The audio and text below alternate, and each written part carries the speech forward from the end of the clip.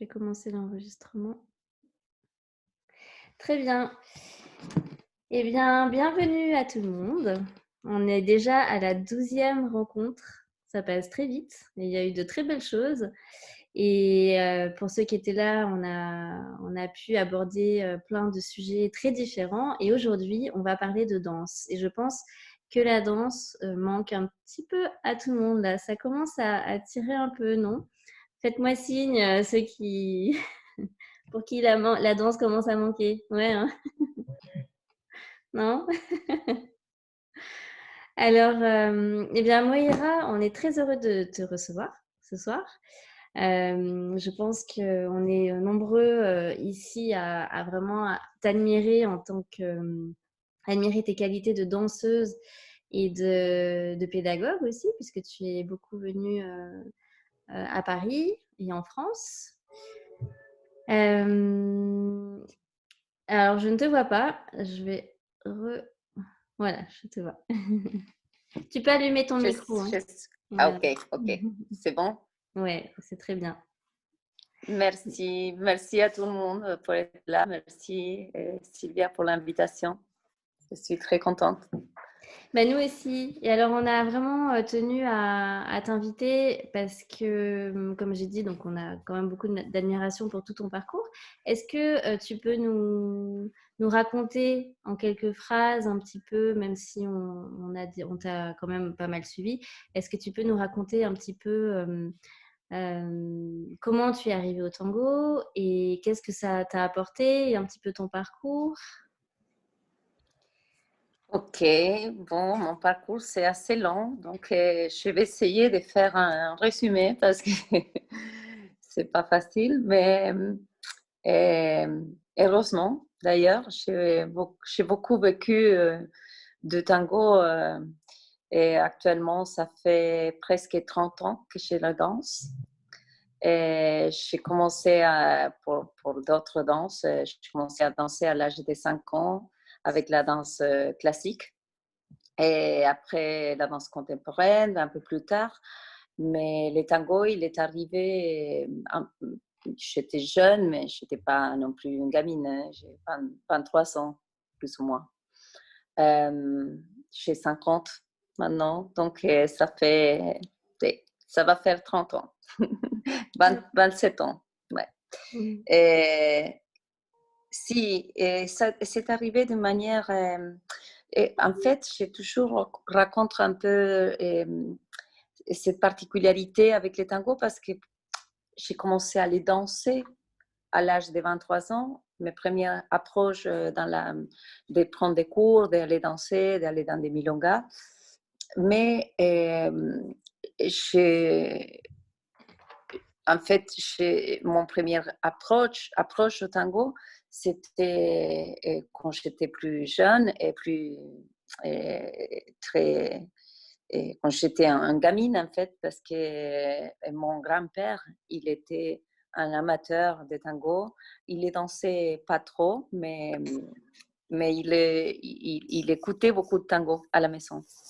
Et donc, j'avais des rendez-vous avec lui tous les lundis soirs. Il y avait une programmation à la TV et à la télé qui s'appelait Grandes Valores del Tango. Peut-être vous avez entendu parler de cette émission. Et c'était une émission qui réunissait à l'époque, les années 70, toutes les grands orchestres, cantantes, danseurs, chanteurs et chanteuses. Et c'était super inspirateur comme émission. Et parce qu'à ce moment-là, le tango, il faisait partie de la culture de manière beaucoup plus forte qu'après. Donc, je me souviens de ça, d'avoir cette première contact à la danse à partir de cette émission donc, que j'ai regardé avec mon grand-père et que c'était à la fois une manière de connecter avec mon grand-père et par des choses qui l'émouvaient à lui et qui d'un coup, moi j'étais très petite et je n'entendais rien de tango, mais c'était une manière d'être proche de lui. Je pense que ça m'a rapproché au tango d'une façon plus émotionnelle aussi, non? Et donc, je peux dire que j'ai eu ma première approche quand j'avais 7, 8, 10 ans. Et après, j'ai commencé à prendre des cours à l'âge de 23 ans. Et c'était d'une manière très inespérée. C'était pas que j'ai pensé de danser le tango. Ça arrivait un jour que dans l'école dans les groupes de danse dans lesquels j'ai participé, qui c'était la danse plus contemporaine. Et il est arrivé quelqu'un qui amenait les pas de tango comme ça. Et d'un coup, je me suis dit, ah, ça, c'est génial, je veux ça. Et j'ai commencé comme ça, par curiosité. D'abord, j'étais dans un cours, une fois par semaine. Après, j'allais 2 fois, après 3 fois. Et voilà, vous connaissez le reste. Parce qu'en plus, si vous êtes tanguero, je pense que tout le monde comprend cette cette espèce d'addiction qui crée la danse tango, qu'on a envie toujours de plus. Et on commence comme ça par un cours et après, on va aller danser tous les soirs. Mmh. Est-ce que tu as continué en parallèle toutes les autres danses quand tu as commencé le tango? Et pas trop. J'ai continué quelques années, mais pas trop. Et je savais bien que la carrière dans la danse classique, c'était pas pour moi. En plus, c'était presque trop tard parce que ça, c'est quelque chose qu'on doit le faire très jeune. Mmh. Et donc, moi, parallèlement, j'ai commencé les études, l'université. Je suis psychologue. J'ai fini mes études. J'ai eu mon diplôme et c'était plus ou moins au même moment que j'ai commencé le tango quand j'ai fini mes études. Et donc, la danse, déjà, c'était un peu professionnellement, c'était pas dans mon projection, non? Et le tango non plus, d'ailleurs. Ça s'est fait après d'une manière très, très naturelle, sans les chercher. Et si, il y a eu un moment où clairement j'ai dû prendre une décision si j'allais le faire professionnellement, parce que je savais que je devais dédier beaucoup plus de temps et me former aussi, aller à Buenos Aires, prendre des cours, parce que je suis de Rosario, c'est une ville qui est assez grande, mais il n'y avait pas beaucoup, beaucoup de tango à l'époque. Donc, si à un moment donné, j'ai pris la décision de me mettre complètement au tango et prendre les risques parce que vraiment, j'avais tout dans le sens où j'avais une profession, j'avais des travails, euh, j'étais bien payée pour mon travail, mais ce n'était pas ma passion. D'accord. Et donc, tu as bien dit que le tango a un côté addictif et je pense qu'on a tous ressenti ça à un moment ou à un autre. Et pour toi, outre le fait que c'est quand même quelque chose de très culturel, pour toi, qu'est-ce qui t'a fait est-ce que c'est la musique? Est-ce que c'est la danse, la technique? Est-ce que c'est l'abrasso? Attendez, je vais Mm. couper le micro. S'il vous plaît, faites bien attention à ce que vos micros soient coupés. Voilà. Du coup, est-ce qu'il y a quelque chose en particulier dans le tango qui t'a vraiment happé?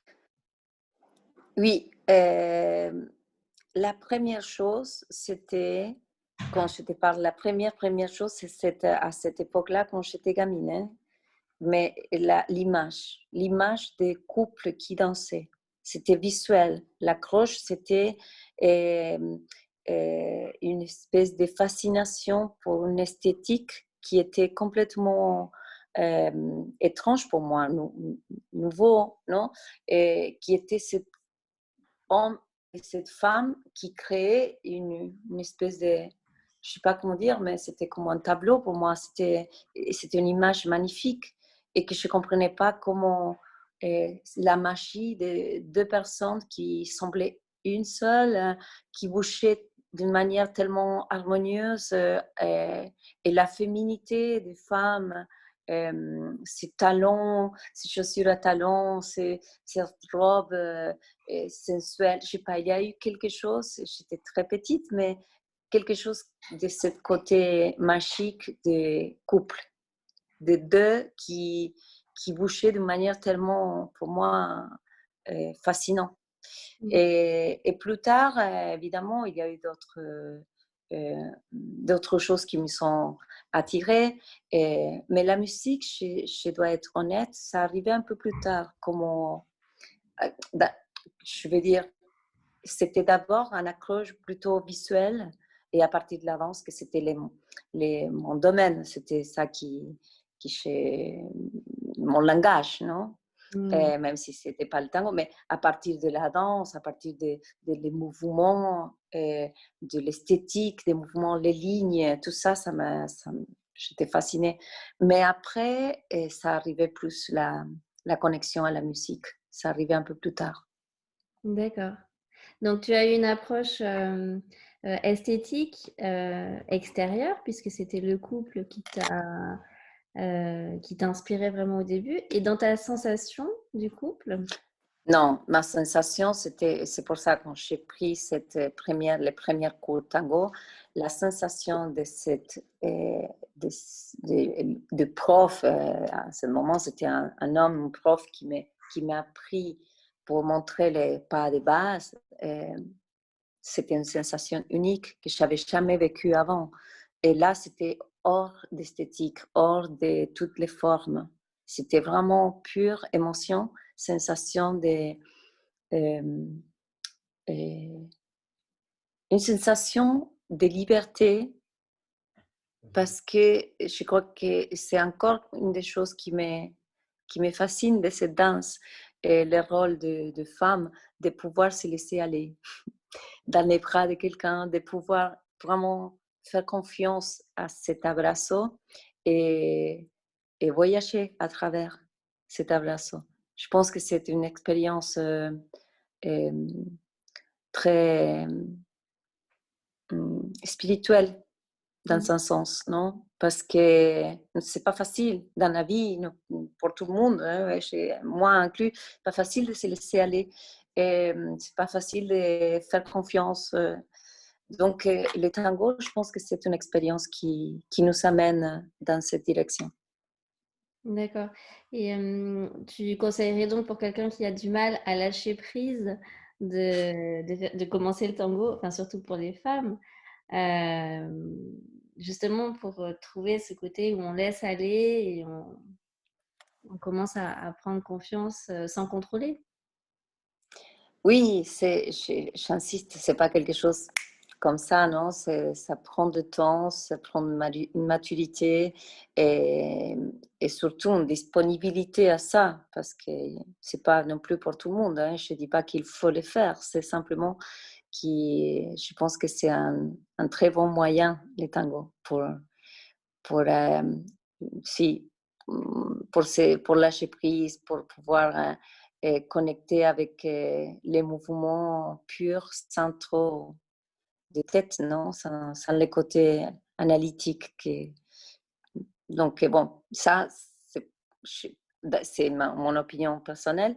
Et évidemment, on a besoin de moments où on travaille la technique, où on aussi réfléchit sur qu'est-ce qu'on fait, évidemment. Mais pour moi, le but, c'est de ne pas réfléchir après, de pouvoir danser. Oui, oui. Est-ce que donc ta carrière a commencé assez rapidement? Oui, oui, j'ai eu la chance d'avoir beaucoup de personnes et des circonstances dans la vie qui m'ont facilité beaucoup les choses. Je ne dis pas que c'était facile, mais il y a eu des personnes qui m'ont beaucoup aidé dans ce parcours. Mais je pense que c'était parce que j'avais une conviction de ma passion. Je savais que c'était quelque chose que j'allais suivre euh, au-delà de combien de temps ça me prenait ou si c'était si c'était avec succès ou pas. je savais que je voulais transiter ça, je voulais aller dans cette direction. Donc, je pense que quand on est avec cette conviction et cette passion, bon, les choses, ils commencent à s'ouvrir, non? Les personnes apparaître. Mais bon, j'ai eu aussi des moments très, très durs. Hein. D'ailleurs, quand je suis arrivée à Paris, c'était un moment assez dur pour moi parce que j'étais toute seule, je connaissais personne, loin de ma famille, loin des amis, je parlais pas un mot de français. Mmh. Et d'ailleurs, excusez-moi, mon français c'est pas parfait, mais j'espère si quelque chose c'est catastrophique, vous me faites signe Non, non, parce c'est pas que ça fait très longtemps que je ne parle pas. Mais bon, c'est pour dire, c'était euh, une renaissance. C'était comme démarrer de nouveau avec tout. Hein, avec tout, avec les liens affectifs, avec un langage, avec une culture, et tout ça grâce au tango. Je veux dire, si ce n'était pas le tango dans ma vie, je pense que je n'aurais jamais fait cette genre de choix ou d'expérience. Mmh. Qu'est-ce qui t'a amenée à Paris? L'intuition. Ah oui? Je ne savais pas pourquoi. Vraiment, je l'ai su après, mais je ne savais pas, il n'y avait pas quelque chose de précis, je sais pas, rationnel, logique, comme quand on dit je vais quelque part parce que j'ai des travail là, ou parce que j'ai un ami là, ou parce que j'ai un amour, ou parce que... Non, j'avais rien. J'avais une forte intuition que je voulais connaître cette ville. Je voulais euh, savoir qu'est-ce qui était Paris, la France. Donc, je suis allée une première fois quand j'ai habité, parce que j'ai habité presque un an à Barcelone, où j'ai fait comment se dice, cuando haces un posgrado, Tu as été, comment se dice en français? diplôme C'est pas un doctorat, mais quelque chose comme un ça. diplôme? Un diplôme master. Voilà, merci Julie. Master. Euh, en psychologie à Barcelone. C'était après avoir fini la fac. Non? Euh, et donc, j'ai profité, c'était mon première expérience en Europe. Donc, quand je n'étudiais pas, ah, Pedro, il était là. J'ai vu Pedro Lombardi, c'est un ami. Mmh. Donc, quand j'étais à Barcelone, j'ai profité de voyager un petit peu en Europe. Et je prenais des fois des trains pour aller, je sais pas, en Italie, en Allemagne. Et j'étais à Paris, évidemment. 4 jours. Et voilà, je suis tombée amoureuse de Paris. Et, et je me voyais vivre là-bas complètement. Donc, ça restait chez moi. Et après, 2 ans après, je suis rentrée à Buenos Aires. J'étais à Buenos Aires à me former aussi, beaucoup plus précisément au tango, avec des maestros milongueros. Et à un moment donné, j'ai eu une offre pour aller encore en Espagne. Et quand mon contrat en Espagne s'est fini, je me suis dit, je n'ai pas envie de tourner à Buenos Aires, j'ai envie d'aller à Paris. Et voilà, c'était comme ça. Je suis arrivée à Paris, mais sans aucun projet. Non, je n'avais rien vraiment de... Mais quelques mois après, bon, évidemment, je suis arrivée et la première chose que j'ai fait, c'est aller dans les milongas. C'est là, c'est comme chez moi, n'importe où. Donc, dans le monde entier, à chaque fois, quand je ne sais pas où y aller à milonga, parce que c'est sûr qu'on trouve des personnes, non? Mais je n'étais pas Moira Castellano à l'époque. Je veux dire, je n'étais pas quelqu'un que les gens pouvaient dire, ah, Vino Moira, non? Bon, Mmh. personne ne me connaissait. Mais bon, j'ai commencé petit à petit à rencontrer les gens des milieux, à donner quelques cours, comme ça. Pedro Lombardi. Qué bien que estás hablando, mi amor. Gracias, Pedro. Vos porque entendés mi francés, Pedro. Merci, merci. Si, voilà. Mais Paris, ça a été, je le dis toujours, une époque de ma vie. On dit que les tangos, en général, il a l'époque d'or, ¿no? Los 40, los 50. Bueno, pour moi, dans mon parcours, je peux dire que Paris, c'était mon époque d'or. Parce que c'était tellement fascinant tout ce que j'ai vécu là-bas et au-delà des tangos. C'est pour ça que j'ai raconté avant qui était une renaissance parce que c'était vraiment une expérience de me retrouver toute seule dans un pays que je ne connaissais pas avec des gens et des cultures différentes et ça m'a formée et ça a formé mon tango aussi. Je suis complètement sûre de ça. Ça a imprégné mon tango, ma manière de danser, ma manière de comprendre le tango aussi. D'accord. Tu aimes toujours autant Paris quand tu viens? J'adore, j'adore. Si.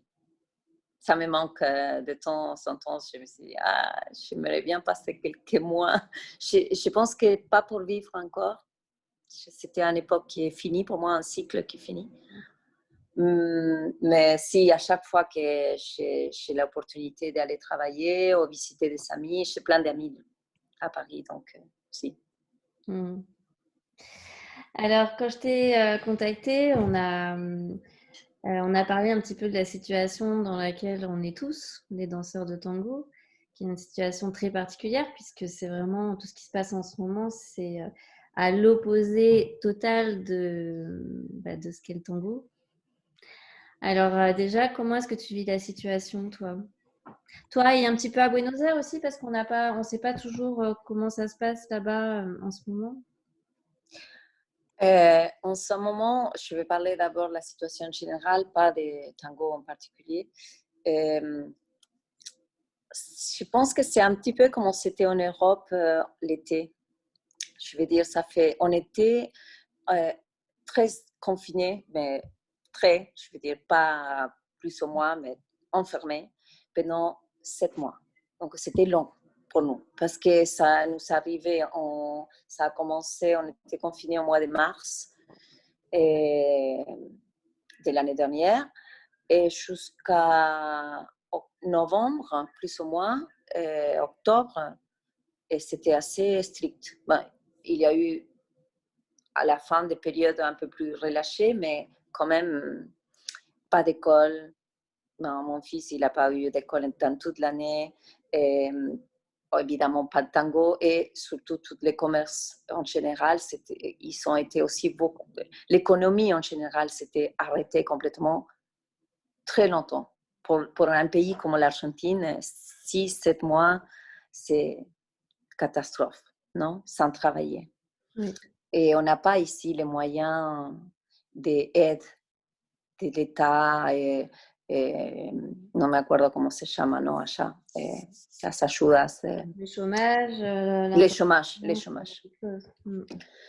Donc, ça a été vraiment au-delà de la situation générale de la pandémie, particulièrement en Argentine, ça a été très dur dans la partie aussi psychologique, non? Parce que les gens, on ne savait pas comment ça allait continuer, comment est-ce qu'on allait travailler encore. Bon, je pense que ça a été un peu dans le monde entier, cette sensation de ne pas savoir les futurs, même très proches, non? On est un peu pareil, mais depuis le mois de mars, depuis le mois de novembre, plus ou moins, ça a commencé à ouvrir. L'économie, ça s'est mis en marche un tout petit peu, au moins les commerces, les restaurants, les bars, tout ça. Et l'été qui arrive, donc toute la partie du tourisme s'est relancée. Et c'était important parce qu'il y a beaucoup de villes et des provinces entières qui vivent du tourisme. Donc, c'était aussi un besoin de relancer les trucs. Et, mais apparemment, là, on ne sait pas si on va revenir à confinement. Et à mon avis, tout va dépendre, non, des vaccins, comment toutes les... Mais particulièrement avec les tangos, évidemment, tout était fermé.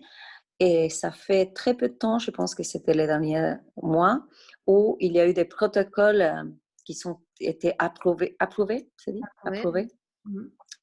pour des milongas, pas tous, certains milongas avec des conditions non, particulières, d'espace, de ventilation.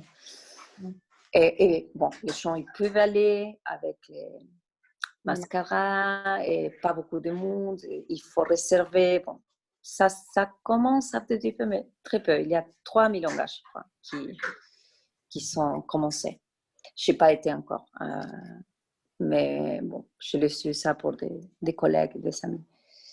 Mais si, la situation en général en Argentine, c'est une situation très fragile à niveau économique, social. Bon, et pour les tangos, imagine que ici, la plupart des gens qui sont professionnels de tango, on ne vit pas de tango local. Malheureusement, c'est très dur. On vit des touristes qui arrivent ici pour consommer tango, soit dans des spectacles, soit dans des cours, soit dans des stages, mais c'est les gens qui arrivent pour consommer tango, pour vivre l'expérience tango. Les locaux, c'est des gens qui ne peuvent pas payer des cours, aller. S'ils vont dans les milongas, ils peuvent choisir d'aller peut-être une fois dans la semaine, dans des temps réguliers, je parle, non? Et donc, ça a affecté complètement tous les travailleurs de tango, soit dans la musique, dans la danse, dans la pédagogie, dans les spectacles vivants, tout. Il y a des lieux qui ont fermé, j'imagine. Comment? Il y a des lieux qui ont fermé. Oui, Euh, beaucoup. Il y a eu beaucoup d'écoles, des milongas ici, parce que les gens ne pouvaient plus se tenir 7 mois de loyer sans, non, ou des personnels dans l'école, des gens qui travaillaient par l'école. Si, il y a eu beaucoup de gens qui ont fermé, d'autres qui ont pu soutenir et à force de, je sais pas, d'aide aussi. L'État, il a aidé, mais très peu. Si, c'est... Est-ce que la communauté est un peu solidaire, la communauté? Oui, Oui. oui, oui, oui. Ça a été, je pense, comme partout, hein, cette pandémie, ça a été aussi une occasion de voir des choses qui étaient un peu en dessous de la surface, non, qui était pas très visibles avant. Mais une de ces choses, pour moi, c'est la solidarité et la manière de collaborer entre, surtout, je parle dans les milieux des danseurs et des profs, non? Mais je sais aussi que ça a été à niveau de la musique, les orchestres, tout ça, pareil, au niveau des milongas, pareil. Si, il y a eu beaucoup d'union, non? D'accord. Oui, j'ai vu qu'il y avait eu pas mal de festivals et d'événements en fait en ligne, probablement plus qu'ici. Je pense que vous avez été là-bas beaucoup plus actifs que nous. Nous, il y a quelques personnes qui donnent des cours à droite à gauche, mais il n'y a pas eu un vrai événement avec une fédération. Non, ici si, il y a eu pas mal. Les gens, ils se sont... bon, ça, c'est un côté argentin, je veux dire. Et dans les moments les plus noirs, on va dire, les plus difficiles, encore trouver el ingenio, decimos en español, el ingenio, que es como c'est como le besoin de créer quelque chose, d'être créatif en face de l'adversité, non? D'accord. il y a quelqu'un qui écrit, mais je n'arrive pas à tout Oui, lire. alors c'est Elisabeth qui dit, ici j'ai l'impression que la solidarité n'a pas été si importante que ça. Ça a été positif au début, mais ça s'est étiolé. Ça s'est... Voilà, ça n'a pas persévéré, quoi. Hmm. Et Lucie qui nous dit, même situation au Québec, tout est arrêté, des cours en ligne, quelques milongas en ligne. Hmm. Et est-ce que vous avez un public?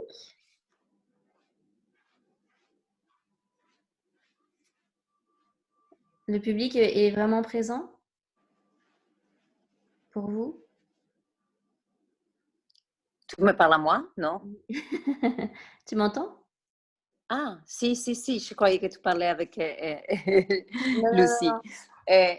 Public, excuse-moi, je ne t'ai pas suivi. Un Dans tous public. ces événements en ligne, est-ce que vous avez vraiment du public? Est-ce que les gens sont présents? Est-ce qu'ils ont envie de danser quand même? Est-ce que...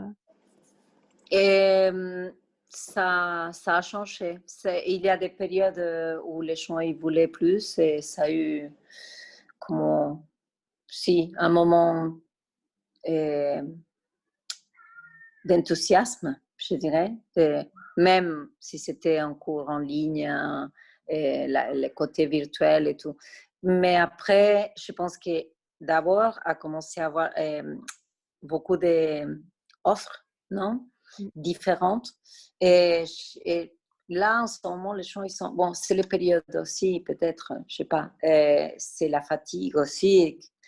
Parce que comme tout, on peut soutenir ça, je pense, non? C'est ma lecture de la situation. Je pense que cette virtualité, ce côté qui est tellement, comme tu disais, presque anti-tango, non? Presque tellement éloigné de la sensation de tango qui est le contact. Et je pense que ça ne peut pas se soutenir toute seule, seulement ça. Je pense que je ne sais pas ce qui va arriver dans le monde, non? Mais si on arrive à récupérer comme avant, ça ne sera jamais exactement comme avant, je pense. Mais si on arrive à récupérer cette vie normale, je pense que ça va rester cet côté virtuel et les cours online. Parce qu'il y a eu aussi une espèce de... Je pense que les gens, ils ont trouvé qu'il y avait comme un confort aussi. Il y avait quelque chose qui... Ah, des élèves à moi qui me disaient, par exemple, en Corée ou en Japon, ah, mais c'est génial parce que comme ça, je sais que je peux, et si je, par exemple, j'achète les cours, c'est pas là, je peux les prendre quand je veux. Si j'ai fini mon travail, j'ai une heure libre, une demi-heure, et je me mets ton cours et je fais les exercices. OK. Donc, il y a des bénéfices aussi, non, de cette nouvel système. Oui. Mais je pense que ça ne peut pas se soutenir que ça. C'est ça mon impression. À mon avis, c'est normal qu'il y ait un moment où ça va plancher parce que c'est très loin de l'essence du tango. On peut faire que ça soit un appui au, comment se dirait, un complément. C'est quelque chose qu'on peut mettre de côté et dire, ah, je peux aussi faire ça. Mais pas la manière d'apprendre, la manière de danser ou la manière de vivre les tangos, Oui. pour moi. Elisabeth nous dit, je partage ton avis. Pour avoir interviewé plusieurs professionnels sur le sujet, il y a un confort qui s'installe, mais est-ce soutenable? Ça, c'est une autre.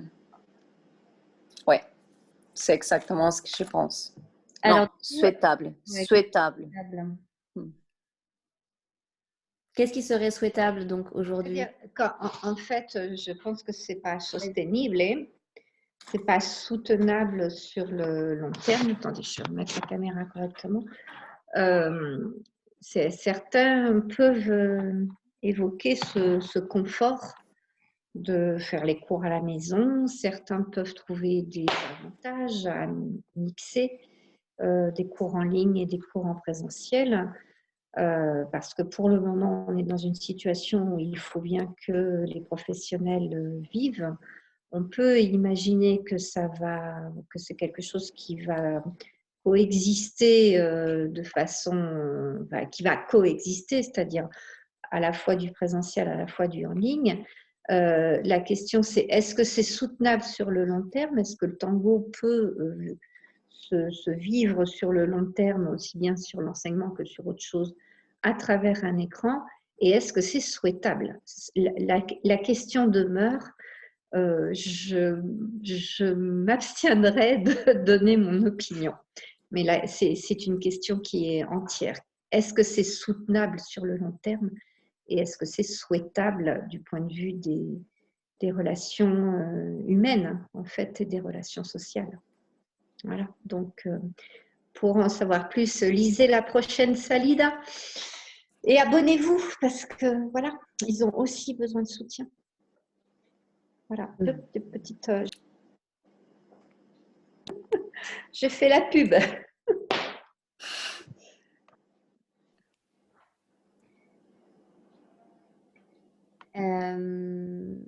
Attendez, je coupe le micro. Donc, Moira, oui, qu'est-ce que pour toi, qu'est-ce que tu souhaiterais d'ailleurs au niveau de danse, d'art, de pédagogie? Qu'est-ce que tu aimerais? C'est une question assez amplia. Et moi, d'abord, j'aimerais qu'on puisse passer cette situation qui nous regarde, qui touche à tout le monde, qui est universelle, qu'on puisse la passer avec beaucoup d'apprentissage, avec que ça soit une transformation réelle. Ça, c'est une chose que je souhaite. Une transformation humaine en profondeur. Et particulièrement en ce qui respecte au tango, et évidemment, je souhaite revenir à l'essence de cette danse, de cette culture qui est, encore une fois, je répète, les contacts avec l'autre, et ça, c'est la présence. Donc, c'est peut-être une question de génération, parce que je ne suis pas non plus des générations millénium, tellement familiarisée, non, avec l'écran et les choses virtuelles. Mais je pense que ça va au-delà des générations. Je pense que je ne sais pas ce que ça peut devenir, mais les tangos, je crois qu'une des choses qui accroche en général à tout le monde qui touche cette danse, c'est exactement ça, c'est les contacts. C'est qu'on peut se dire beaucoup de choses dans 3 minutes sans parler. Donc, cette manière de communiquer qui est tellement particulière de la danse tango, on ne peut pas la remplacer. Non, par un écran ou par un cours où on peut se travailler comme on fait les autres choses, et on ne peut pas. Et ça, donc, je souhaite qu'on puisse revenir à l'essence de ça, et aussi qu'on puisse revenir transformer, comme je disais avant, que je pense que quand on vit, chacun a vécu ou vit cette expérience de manière très particulière, évidemment, personnelle. Mais je pense que pour ceux je parle de moi parce que ça m'a touchée comme ça, cette expérience nous a servi à peut-être aller plus en profondeur sur certaines choses, soit sur la vie, soit la propre vie, les liens et le tango. Pourquoi on danse le tango? Si on arrivait à se poser cette question grâce à l'absence de contact, je pense que qu'on reviendra, ça va aussi être beaucoup plus riche, non? Il y aura une force, si on a pu traverser ça, il y aura une force nouvelle dans la danse. C'est ça que je souhaite. Peut-être c'est simplement une expression de mon désir. Et je peux dire que je souhaite la même chose à tout niveau, et pédagogique aussi. Et d'ailleurs, je suis en plein questionnement et grâce à ça. Je peux dire que grâce à avoir arrêté les tournées et la vie de jamais arrêté, je me suis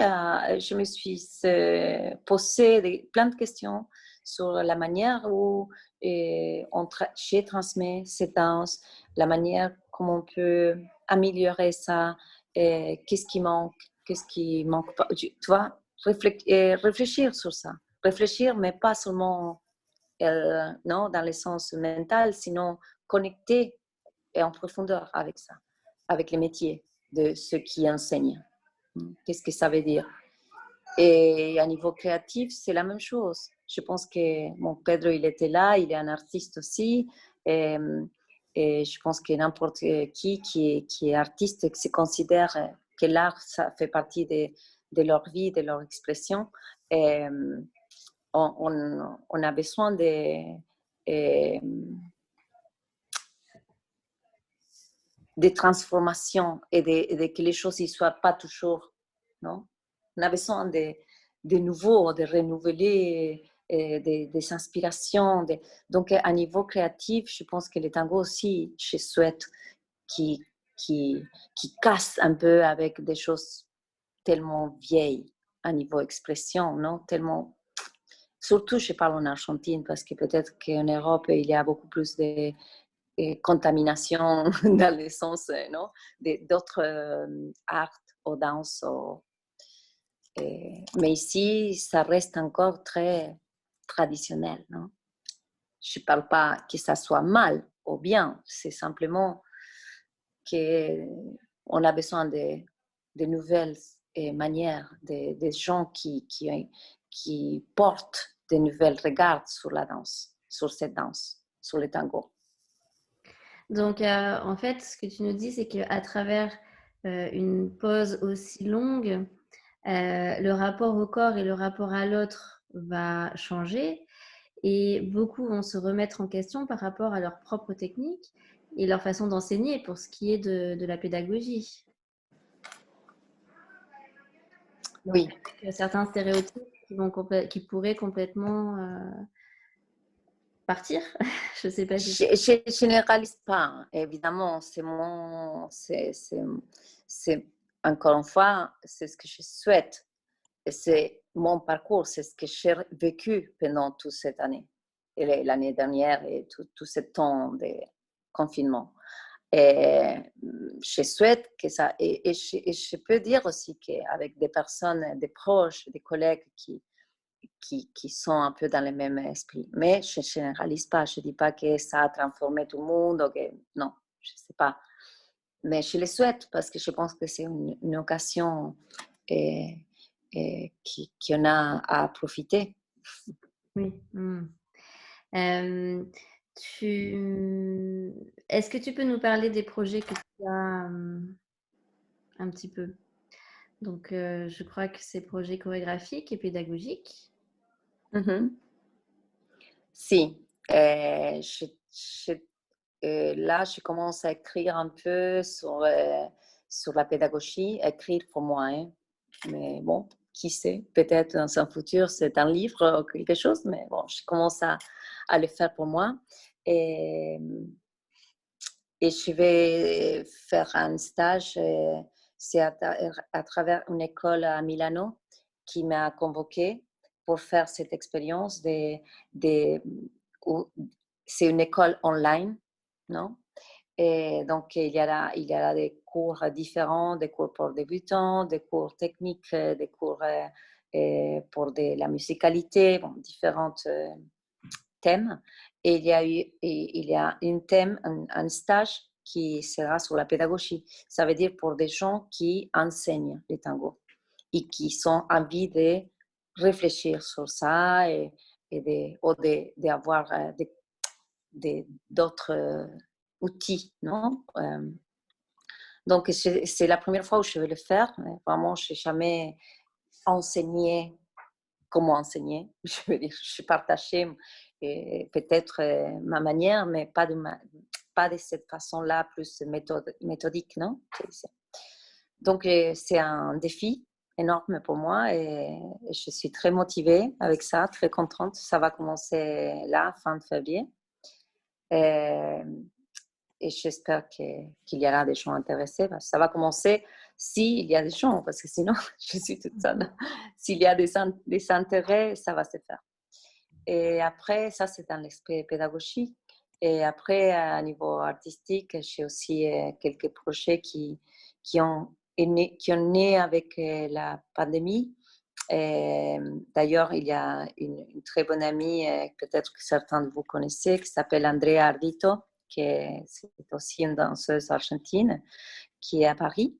Et c'est un ami très, très cher. Et aussi, elle vient de la danse contemporaine. Donc, et à un moment donné, elle m'a parlé d'un projet de danse vidéo, non? Vidéo danse, qui est, je ne vais pas trop raconter parce que je préfère jusqu'à que ça soit pas. Mais bon, c'est un projet qui me tient à cœur d'abord parce que c'est un ami, en plus parce que je trouve que c'est très intéressant la proposition parce que c'est 4 femmes autour du monde, dans différentes parties du monde. Et les 4, on est danseuses tango et on va connecter ça avec les éléments de la nature, avec les feux, l'eau, l'air. Mais bon, c'est un peu le sujet. Je ne vais pas trop parler. En plus, je préfère que ce soit Andrea qui parle de ça. Mais ça me tient très à cœur. Ça va se faire, ça se fait avec tout ce rythme pandémique qui est très long. Donc, on est dans l'écriture, on est dans la cuisine de ça. Et on ne sait pas quand ça va se faire réaliser. Ça dépend de beaucoup de choses. Et après, j'ai aussi quelques projets de spectacles que je préfère non plus pas trop parler, jusqu'à ce que ça soit pas sûr, mais ça va être plus en Espagne. Et j'espère que oui. Là, pour le moment, c'est très difficile de parler des choses qu'on ne sait pas si vont être réalisées ou pas, non? Que ça reste dans une espèce de rêve. Parce que vraiment, on n'est pas dans l'action encore. Mais en tout cas, je suis très inspirée pour la partie artistique et je pense que ça va se faire quand le moment arrive. D'accord. Et à part écrire et concrétiser ces projets, est-ce que tu as quand même, tu arrives à garder une pratique pour toi? Tu arrives à pratiquer Pratique un peu ou... de tango, tu parles? Oui. Non, vraiment pas trop. Ça me manque. Ouais. Ça me manque. Et à vrai dire, moi, je ne suis pas de me mettre dans une salle à répéter, à travailler la technique. Et plus maintenant. Ma pratique, ça vient d'autre chose. C'est différent maintenant, depuis quelques années. Et la milonga, sans doute, c'est une manière de... je ne vais pas dire que je vais à la milonga à pratiquer le tango ou la technique. Hein. Je veux dire que c'est ma manière de me maintenir, de me garder imprégnée de tango. Et c'est ça qui me manque de plus maintenant. Beaucoup plus qu'aller dans une salle à répéter avec un partenaire. Et si, ça me manque. Donc, non, je n'ai pas de... en plus, mon partenaire actuel, qui c'est Javier Rodriguez, il n'aime pas trop répéter. Et non, c'est pas pour lui. Donc, je n'ai pas la chance là. Donc, c'est vraiment l'univers du bal qui est plus Oui. important. Oui. Et c'est sûr que les milongas masqués avec tous les couples à distance, c'est pas très Ça agréable. ne me tente pas. Oui, je comprends.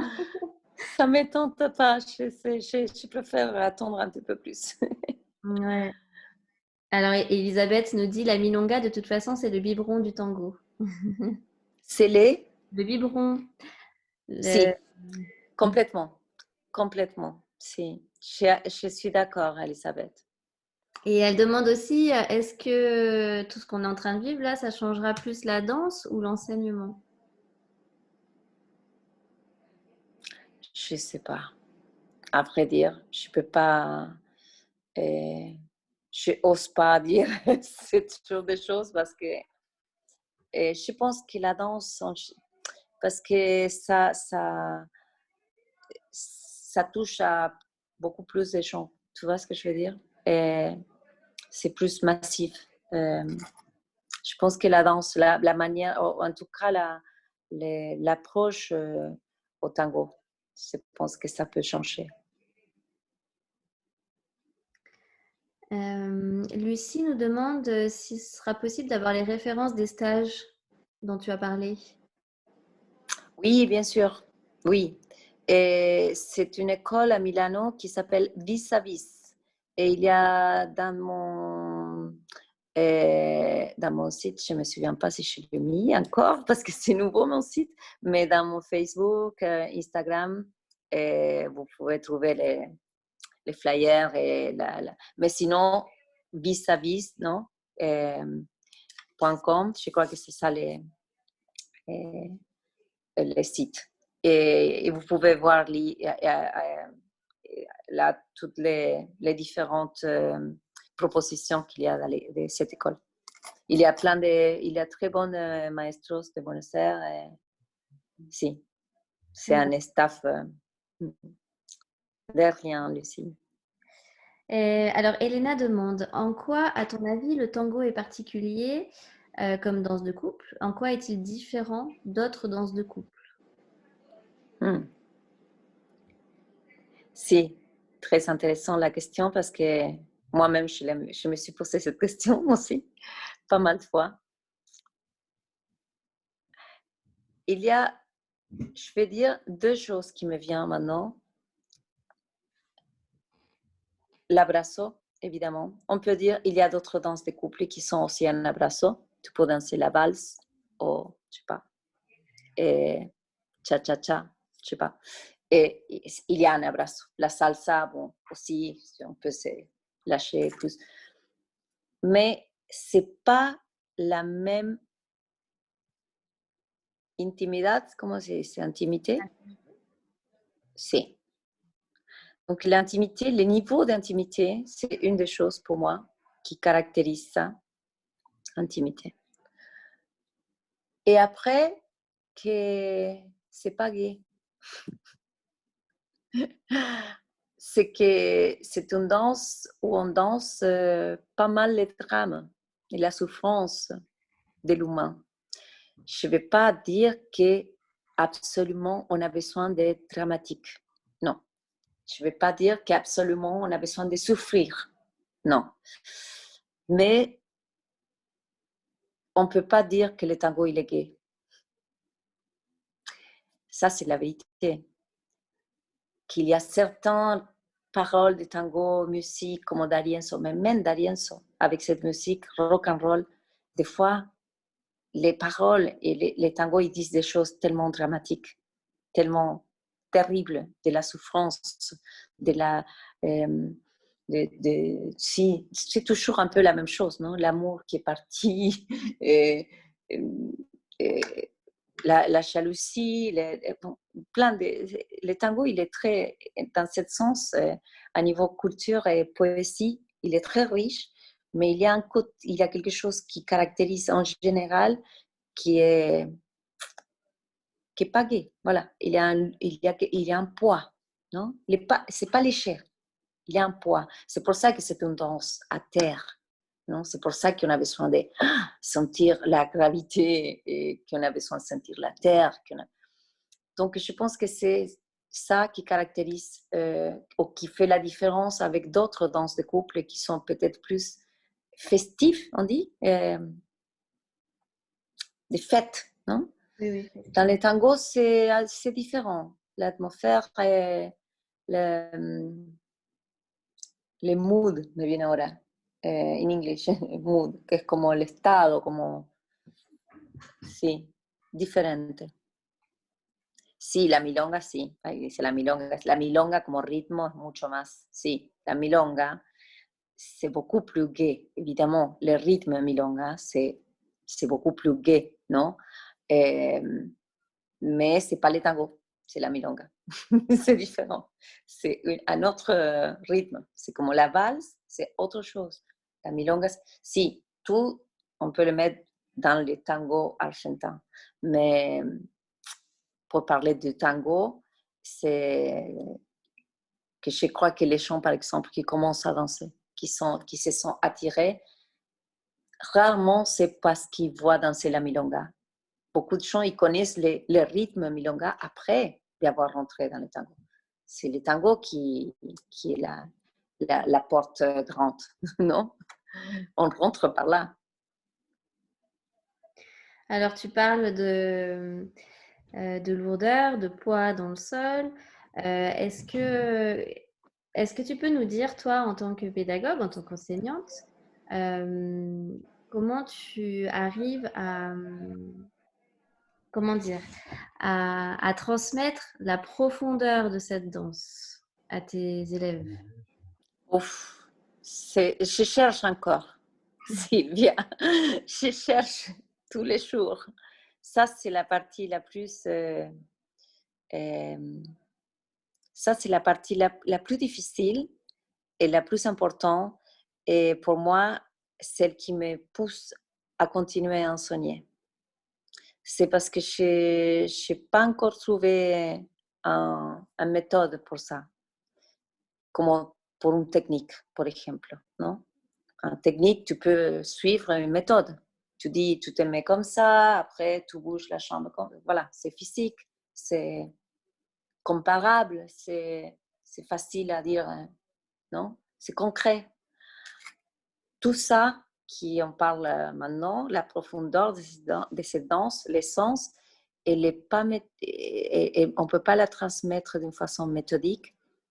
Elle n'est pas appréhensible. Non? Elle est tellement... donc ça, c'est le mystère. S'il y a un mot qui me vient, c'est le mystère.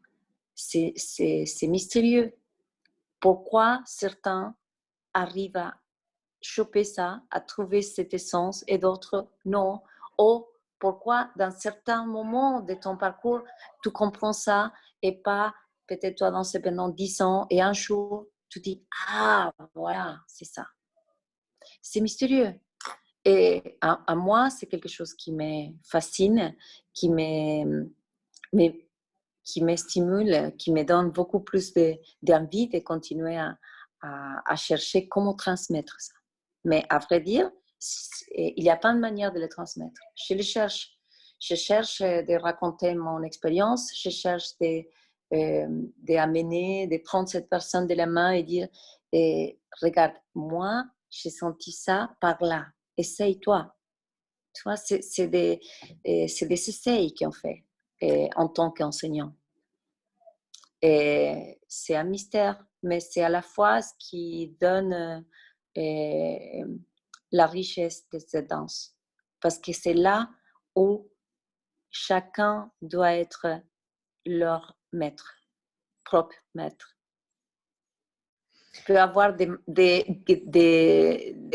guias, comment c'est ça? Des personnes qui te guident. Non? Tu peux avoir des maestros, des inspirations, mais à un moment donné, c'est toi qui sais. C'est toi qui connais ce mystère. D'accord. Donc, en fait, c'est une danse de contact, comme tu as bien insisté là-dessus et comme on le sait tous. On reçoit des informations de l'extérieur, que ce soit la musique, que ce soit les professeurs, que ce soit tout l'extérieur du bal, que ce soit le rapport direct avec notre partenaire. Mais par contre, ce qui va nous permettre d'y accéder et d'être véritablement en connexion, c'est un retour à soi. Je ne sais pas si je suis claire. Oui, tout à fait. Si, je suis d'accord avec ça. Et on a parlé un petit peu, je me souviens quand tu m'as invité, et sur qu'est-ce qui était pour moi aujourd'hui un peu les moteurs, non, de, mon, de ma profession, soit comme danseuse, comme pédagogue. Et je pense que tu l'as? Oui. Ah, si. Mon téléphone qui n'a pas beaucoup de batterie. Je pense que c'est ça. Je dirais, c'est la nécessité, parce que c'est urgent. C'est urgent, c'est maintenant la nécessité d'aller à l'intérieur, de vraiment connecter con qui on est. Et si on connecte avec qui on est, on peut connecter avec l'autre comme l'autre vraiment est et pas comme là, non, comme on devrait être. Et on peut trouver notre propre tango. Parce que, encore une fois, il n'y a personne qui va te... Tout le monde peut te dire, tu peux trouver 5, 10, 20 personnes qui te disent, c'est ça le tango. Mais en fait, chacun a son parcours, chacun a son expérience de ce mystère qui est le tango dans l'essence. Donc, la seule manière de trouver ton tango, c'est trouver ce mystère à l'intérieur de toi, qui est ton rapport avec le tango, pas avec les partenaires. Souvent, je dis cet exemple, non? Surtout des femmes, non? Quand je parle de la manière de connecter avec les partenaires, je dis, c'est pas cet homme qui est en face de toi, c'est leur tango. Tu dois connecter avec son tango à travers lui. Mais c'est la manière de connecter avec lui, c'est pouvoir rentrer à comment c'est le tango de cet homme. C'est ça que tu dois écouter, pas les pas qui te guident. Ça, c'est difficile à transmettre. Je comprends que ça soit difficile à comprendre, mais déjà, si on change conceptuellement, et si au lieu d'être pendant de comment l'autre il bouge, et si j'ai mis bien les pieds ou pas mal les pieds, si mon bassin il est comme ça ou comme ça, que tout ça, je l'enseigne aussi, et c'est important, je ne dis pas que non. Mais si on va au-delà de ça, et on peut connecter avec c'est quoi les tangos de cette personne, et je parle pour tous les deux, les rôles pour les deux. L'homme aussi, ou c'est lui qui crée ou qui guide, pouvoir dire comment c'est cette personne, pas comment si elle fait bien les 8 ou pas bien les 8. Qu'est-ce qu'elles sont à ce moment-là quand on se retrouve? Comment elle est? Comment la sentir, c'est sentir, non? C'est tellement basique. Et quand je l'ai dit, je dis, mais c'est stupide ce que tu dis, mais je pense qu'on a oublié ça. Tu sais, ça est devenu aussi une danse presque automatique. Et ça me fait peur. C'est pour ça que je dis que c'est urgent. D'accord, donc oui, urgent d'un retour à soi pour trouver son tango, pour pouvoir l'exprimer à travers la technique, à travers plein de choses, hein, plus subtiles aussi, le côté artistique, et surtout trouver l'équilibre entre son tango et qui puisse s'adapter au tango des gens qu'on va rencontrer finalement. Écoute, si tu penses que les tangos, c'est vraiment un échange humain, c'est les liens. Et quand j'ai commencé à danser, peu importe les niveaux, quand on parle des niveaux les dernières années, avant, ça n'existait pas, les niveaux. Qu'est-ce que ça veut dire, les niveaux? C'est simplement, tu danses ou tu danses pas. Tu connectes ou tu connectes pas. D'accord. Alors, pour toi, la différence entre... c'est intéressant, tu danses ou tu danses pas, ou tu connectes et tu connectes pas. Cette question de niveau, est-ce que c'est la technique? Est-ce que c'est la connexion? Ou est-ce que c'est tout simplement... Qu'est-ce que c'est pour toi danser, en fait? Est-ce que c'est une question de technique? C'est la liberté. C'est quand tu es libre. Et pour être libre, dans les tangos, je peux dire depuis mon expérience, on a besoin de travail. Qu'est-ce que ça veut dire? On a besoin d'une technique, mais on a besoin aussi d'aller au-delà. Si tu restes dans la technique, tu ne danses pas. On a besoin de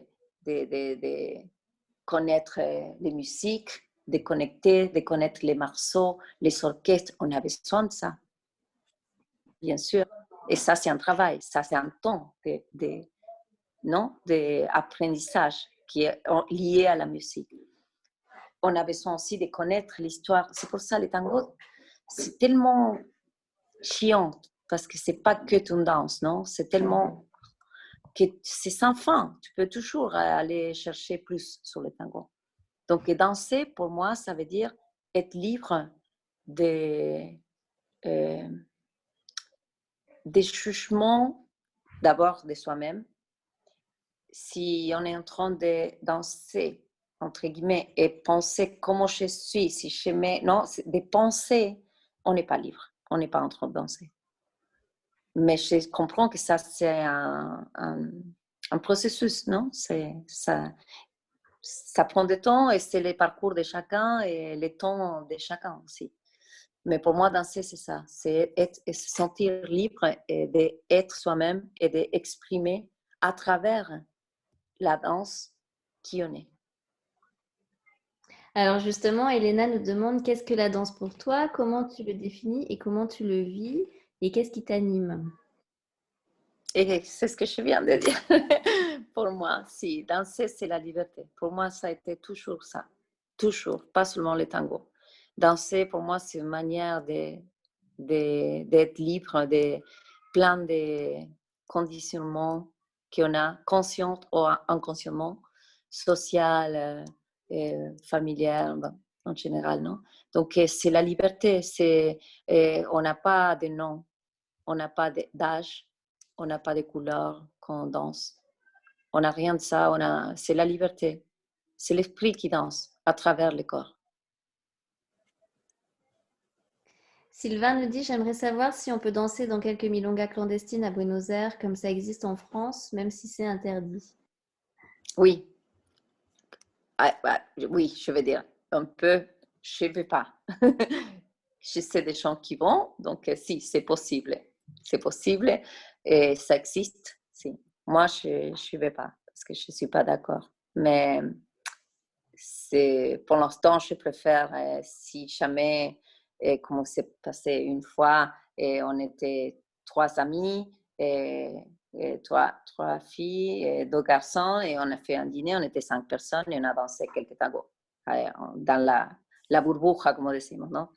Mais pas dans des milongas clandestinas, porque ya, tu sais pourquoi? Parce qu'il y a tellement de milongas qui ont dû fermer et qui ne peuvent pas faire clandestinas. Les clandestinas, c'est des gens en général qui vivent pas de la milonga normalement, qui l'ont fait pour cette circonstance. Et les milongas habituels, ils ne s'ouvrent pas parce que s'ils s'ouvraient clandestinement, ils seraient fermés 2 minutes après. Et donc, c'est pour ça que, comment se dit ça? No me sale la palabra. No puedo ir porque no estoy de acuerdo, ¿no? Je ne suis pas d'accord avec ça. Pour respect, sí, gracias.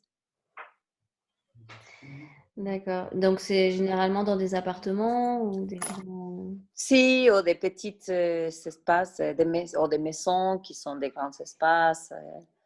Si. Je ne sais pas exactement parce que je ne peux pas te dire parce que je ne suis jamais allée. Mais je sais que ça existe.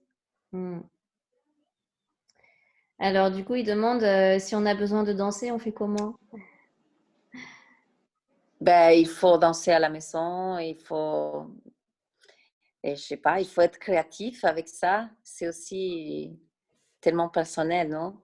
Tu peux appeler un copain de confiance ou faire une rencontre entre, comme je dis, non? 4, 5 personnes, 6 personnes et danser un petit peu. Et Elisabeth me dit solidarité envers les professionnels. Oui, Elisabeth, tu peux tu peux prendre ton micro peut-être? Attends. Oui, c'est plus une question qu'autre chose. Je voudrais savoir si le fait de ne pas aller dans les clandestines, c'est plus une posture de professionnel de se dire, puisqu'on ne peut pas ouvrir, puisque ceux qui vivent de la milonga ne peuvent pas travailler et de leur travail, donc on ne fait pas de clandestinat. Est-ce que c'est plus ça qui fait qu'on n'a pas envie d'y aller ou est-ce que c'est la peur de la contamination?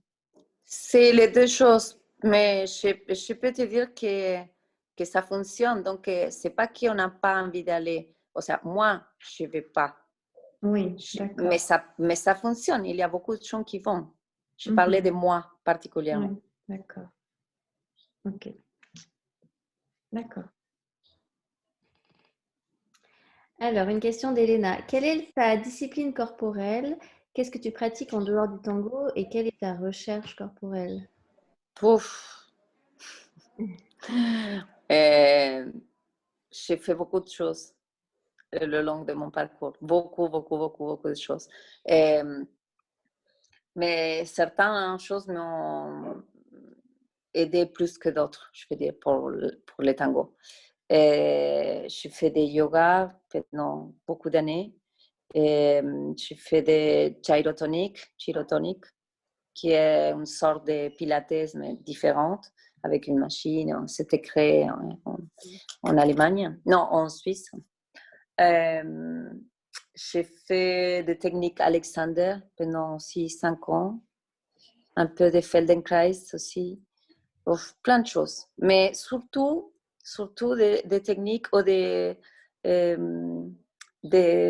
approches plus liées à la conscience du corps, plus liées à trouver une organicité dans les mouvements. Parce que j'étais formée avec une éducation très, pour moi, très vieille dans la danse classique, où tout était à force de la musculation, de forcer le corps, non? Forcer avec les muscles, forcer l'élongation, et tout était forcé pour moi. Donc, je voulais plus de ça. Je voulais plus de ça, je voulais être beaucoup plus doux avec mon corps, respecter mes limitations. Et ça a été à travers des techniques comme ça que j'ai appris à connecter, à respecter mon corps et à aussi me rencontrer combien de choses qu'on peut faire sans cette dictature du corps, qu'on peut être beaucoup plus amoureuse avec notre corps, avec les possibilités dans le corps. Hmm. Et bizarrement, en France, on a on a l'école contemporaine qui est quand même arrivée assez tôt et qui a une très très grande place. Mais curieusement, le rapport au corps a mis énormément de temps à évoluer. Et comme tu dis, avec des méthodes donc très anciennes, très strictes, qui cassent le corps, et des idées reçues aussi sur la façon dont fonctionne le corps. Donc là, aujourd'hui, on peut découvrir. Et j'ai l'impression, par exemple, le gyrotonique est arrivé très tôt par rapport à la France. En France, ça commence à peine à se développer maintenant. Donc j'ai l'impression que vous avez quand même une notion de tout ça, de respect du corps euh, plus, plus Mais ancien. moi, les gyrotoniques, je l'ai découvert à Paris. Hein. Ah oui. La technique Alexander, je l'ai découvert à Paris. Hein. Je pense que c'est aussi les moments où ça t'arrive, parce que ça existe. Si, je pense que peut-être ça arrivait avant dans d'autres endroits en Europe. Mais je pense que si je commençais le gyrotonique, je vais te dire, l'année 2000, 2001. 2001. Donc, ça existe depuis longtemps, mais peut-être que ce n'était pas massif, ce n'était pas comme d'autres méthodes. Et je pense que c'est quand tu commences à prendre ce chemin, comme tu dis, de conscience, de recherche, de comment on peut aller travailler le corps d'une façon différente, tu vas trouver une chose, à l'effet domino, tu vois, une chose va t'amener à l'autre. Si, mais je pense que ça vient d'une démarche personnelle d'abord, non? Oui. Est-ce que tu as été confrontée à un problème physique ou bien c'est vraiment, ou ça peut être aussi une question de paresse? Parce que quand on travaille avec le corps d'une façon très dure et stricte, le corps, au bout d'un moment, il se fatigue. Qu'est-ce qui t'a fait prendre conscience à un moment que tu voulais prendre un autre chemin? La frustration, la frustration. Ça sert, la frustration, toujours. Si on peut aller non, au-delà et la traverser. Pourquoi? Quand je dis la frustration, c'est parce que je ne me voyais pas, mais jamais, hein, depuis que je commençais la danse classique, et je n'étais pas les prototypes de la danseuse classique. Je n'avais pas les coups de pied comme ça, je ne m'ouvrais pas comme ça facilement, je ne me mettais pas la jambe ici. Tout était un effort et j'étais frustrée parce que j'étais petite et après j'étais adolescente et je voulais arriver et je n'y arrivais pas. Et les moments où je me suis dit, oh, ça, accepte, tu n'es pas danseuse parce que tu n'arrives pas, tu n'as pas cette qualité. C'était là où j'ai commencé, c'était là où le tango il était arrivé. C'était là où j'ai commencé à dire, peut-être que ce que je crois qui est la danse, c'est pas vraiment la danse. Tu vois, parce que j'avais j'avais la photo de la danseuse avec tous ces attributs, non? Que moi, je savais pas. Et d'un coup, quand le tango, il m'a fait danser, parce que le tango, il m'a fait danser, dans le sens où je sentais cette liberté. Et peu importe, je me suis dit, c'est pas important ici, si j'aime la chambre ici, si j'ai les coups de pied, c'est pas important. Le tango, ça, il s'en fout de ça. Donc, c'est là où j'ai senti une liberté.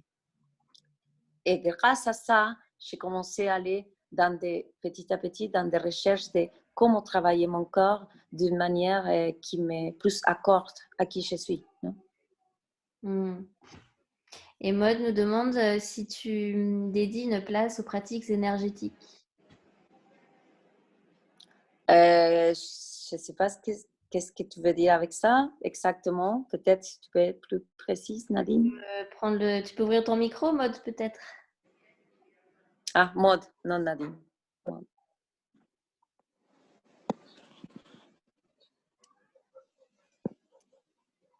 Ça m'intéresse, qu'est-ce que tu veux dire avec pratique énergétique?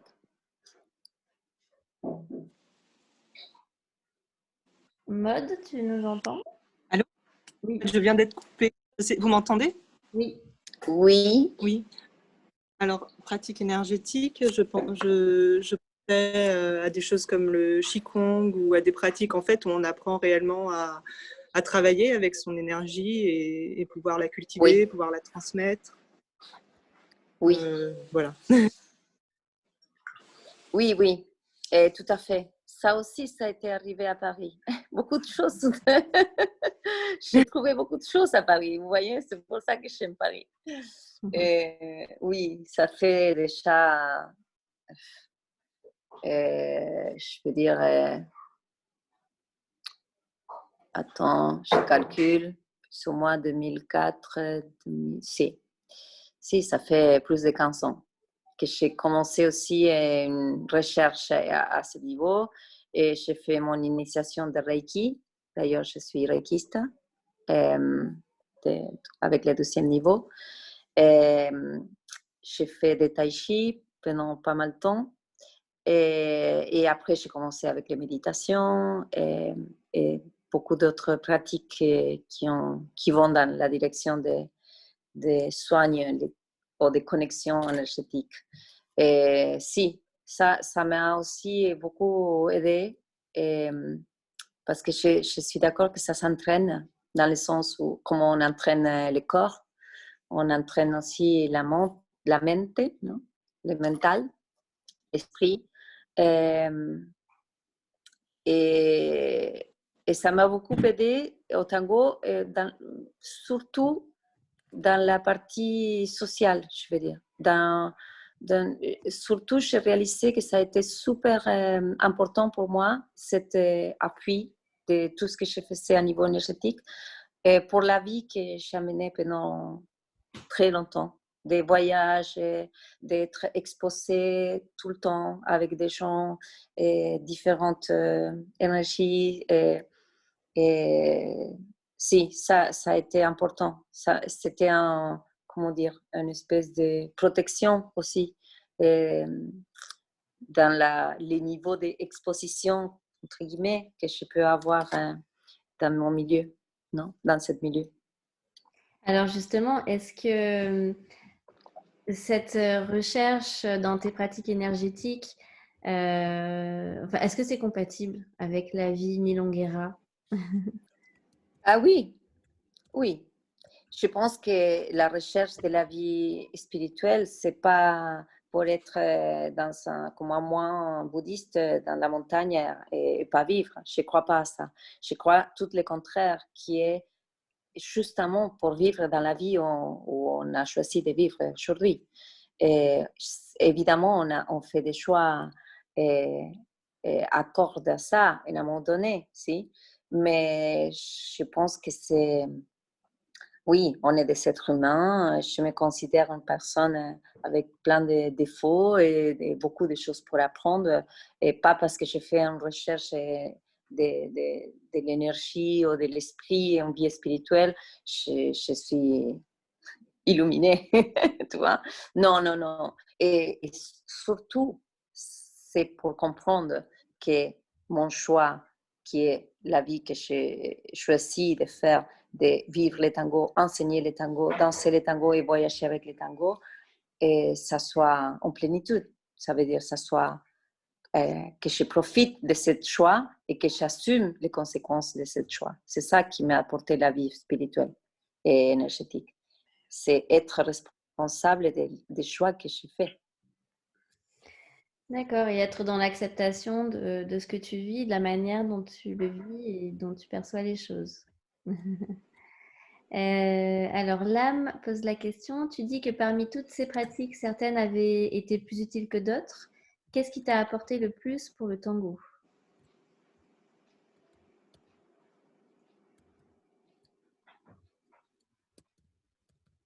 Je n'arrive pas à dire si c'était une chose en particulier. Je ne peux pas dire que c'était quelque chose en particulier. Je pense que c'était la recherche. C'était la recherche en général, pas les méthodes. Tu vois ce que je veux dire, la différence? C'était pas que ça, si j'ai pris cette pilule, ça me fait quelque chose, ou si j'ai pris cette cours de là, ça me... Non, c'est l'attitude qui me met toujours à la recherche d'améliorer mon tango, d'être mieux dans tous les sens, dans la transmission, comme mère, comme femme, comme amie. Donc, c'est la recherche en général. Je ne peux pas dire que c'était quelque chose de spécifique.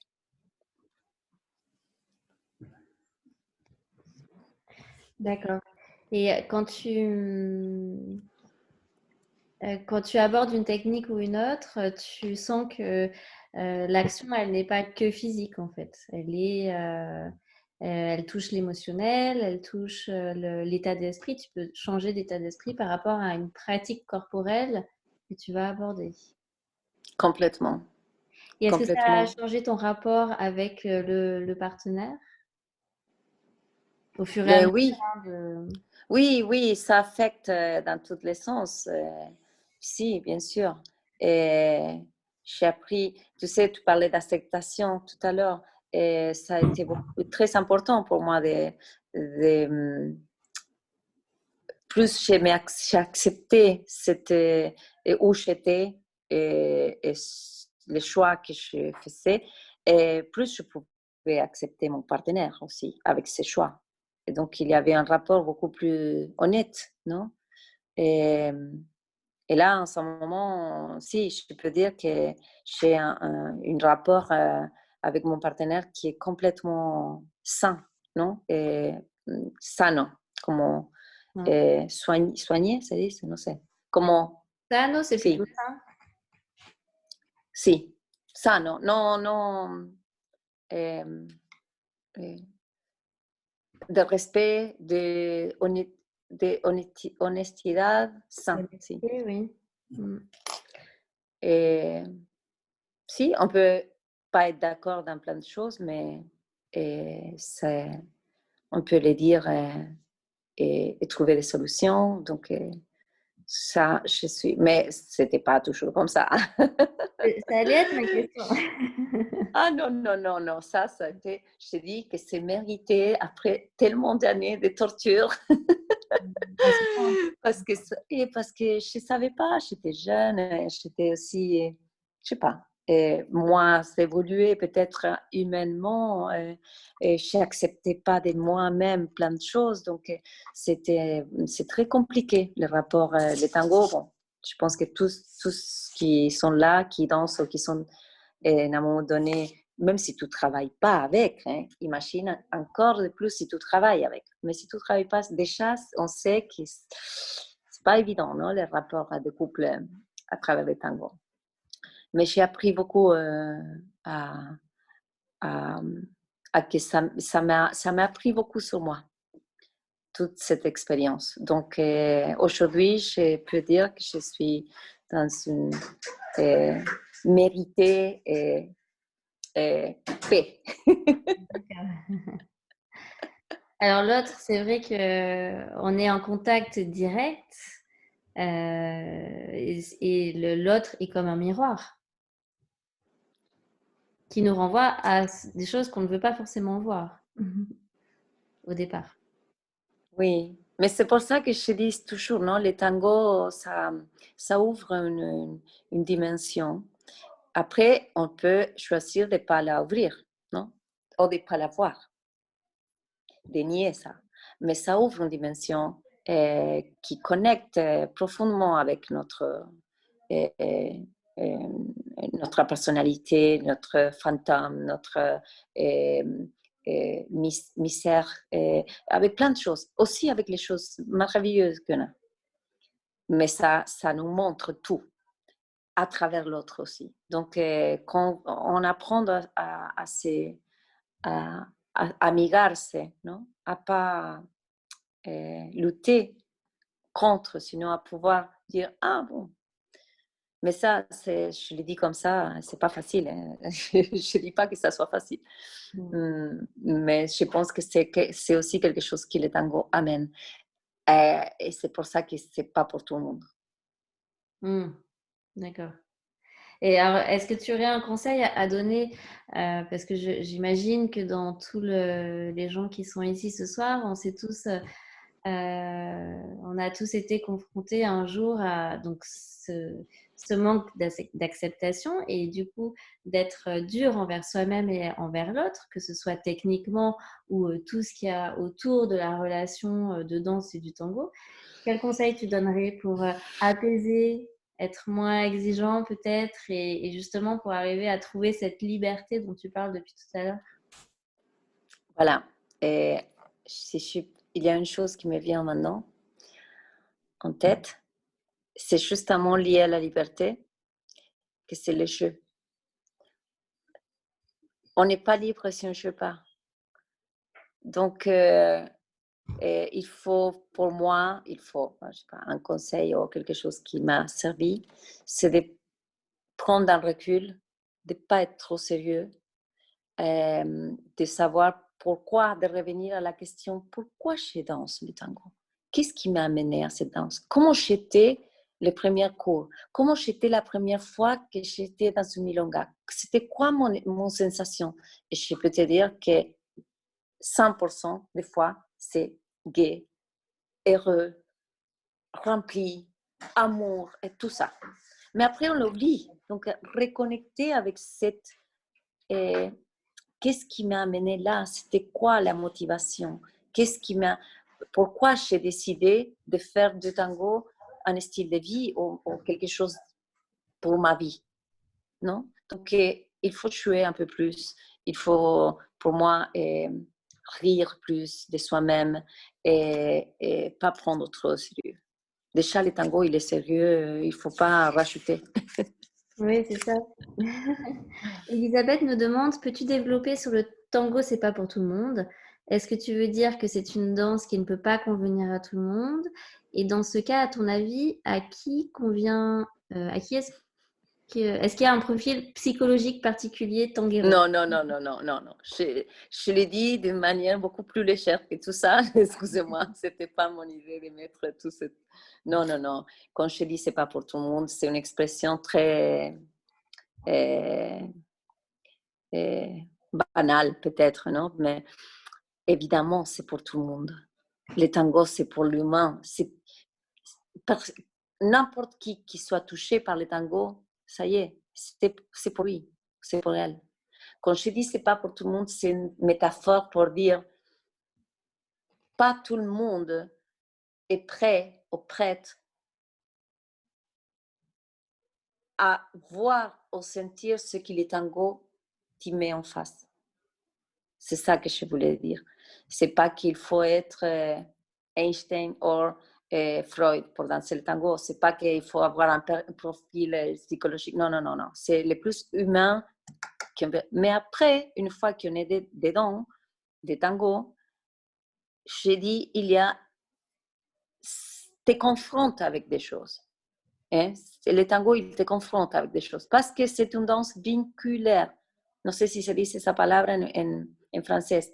En espagnol se dice vincular, de vínculo, de liaison, de rapport avec l'autre.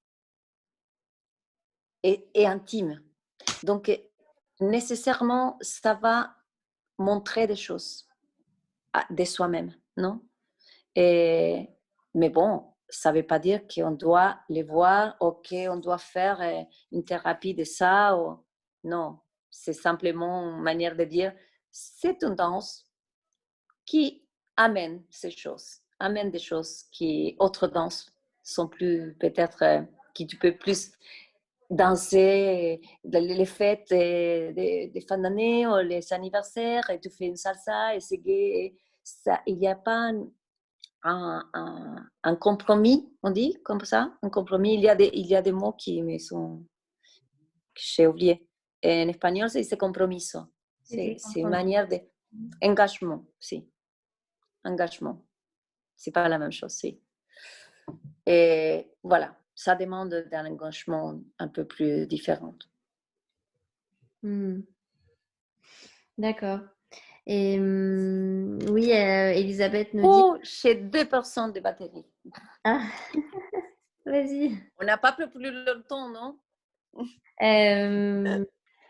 Pas... comme si vous avez des questions, c'est maintenant. Hein? Oui, Profitez. Écrivez toutes les questions que vous voulez. Est-ce que... alors... J'ai mis les chercheurs, mais le problème, c'est quand je mets les chercheurs, je ne suis pas avec mon ordinateur, je suis avec mon téléphone. Et quand je mets les chercheurs, je ne peux pas mettre les... Alors, nous, on t'entend très bien. Je ne sais pas si tu nous entends bien. Mais moi, je n'entends pas très bien, mais ce n'est pas grave. C'est très bas, mais je peux... Okay. Si vous m'entendez, c'est bien. Oui, oui, on t'entend très bien. Une question, est-ce que tu as déjà enseigné méditation et tango ensemble? Non.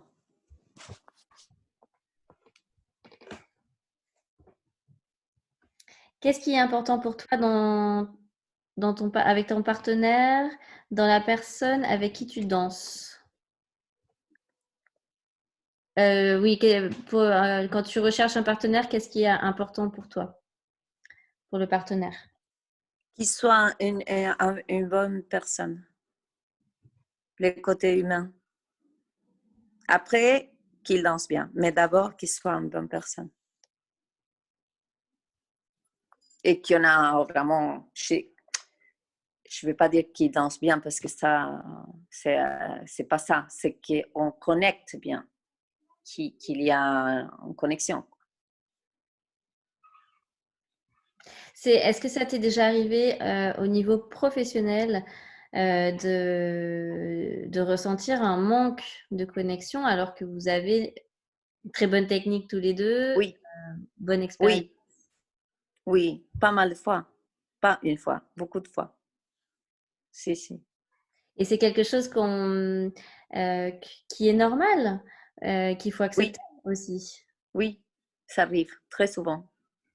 Chez les professionnels, beaucoup. Et après, ça arrive, mais ça ne veut pas dire qu'on accepte dans le sens où on s'arrête là, non? Mais savoir que ça peut arriver. Évidemment, si ça ne marche pas et ça se soutient dans le temps, on change. C'est normal. Mm. Alors, tu as une grande carrière, tu as vécu beaucoup de choses, mais est-ce qu'il y aurait un ou deux souvenirs, tes meilleurs souvenirs en fait dans le tango, que ce soit dans la sensation, les plus belles choses que tu aies vécues dans le tango, que ce soit dans la Ouf. sensation, dans ton expérience, dans tes rencontres. Ah, muchas. Heureusement, il y en a beaucoup de souvenirs sensationnels, mais vraiment très, très forts. Si je dois choisir maintenant, peut-être demain je te dis d'autres, mais maintenant, c'était danser avec El Chino Perico. Je ne sais pas si vous connaissez, c'est un milonguero à Buenos Aires qui est encore avec nous, heureusement, mais il a déjà 90, presque, si, 90. Et danser avec lui, pas seulement dans les milongas, sinon qu'on a fait une fois une exhibition, une démonstration. Ça a été des meilleures choses que j'ai ressenties comme sensation. Et participer, être partie de la compagnie à Paris, la compagnie de Catherine Berbessou. Et ça a été aussi d'autres choses sublimes qui m'arrivaient. Que le tango, il m'a offert. C'était un grand cadeau. Et danser avec mon ex-partenaire dans un festival, c'était la dernière fois qu'on dansait ensemble parce qu'on allait se séparer. C'est Gaston, que c'est le père de mon fils, et danser une samba chantée par mon fils. Ça, vous pouvez le voir, c'est dans YouTube. C'est très émouvant. C'est Samba por Vos, Festival de Porridge, en Croatie.